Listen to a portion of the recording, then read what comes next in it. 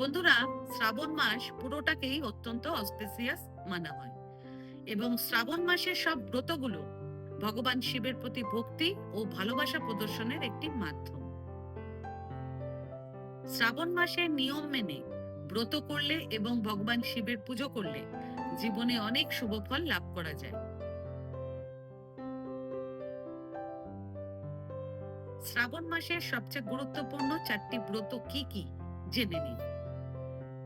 সবার প্রথম, শ্রাবণ মাসের সোমবারের ব্রত। এই দিন থেকে অনেকেই 16 সোমবার ব্রত শুরু করে এবং শ্রাবণ মাসে সোমবারের ব্রত করলে শারীরিক এবং মানসিক স্বাস্থ্য ভালো থাকে এবং চন্দ্রদোষ থেকে মুক্তি পাওয়া যায়। দ্বিতীয় হলো প্রদোষ ব্রত। বছরে অনেকবারই প্রদোষ তিথি আসে, তবে শ্রাবণ মাসের প্রদোষ তিথি অত্যন্ত বিশেষ এবং গুরুত্বপূর্ণ হয়। শ্রাবণ মাসের প্রদোষ তিথির ব্রত করলে জীবনে সুখ সমৃদ্ধি বৃদ্ধি পায় এবং আর্থিক সংকট দূর হয়।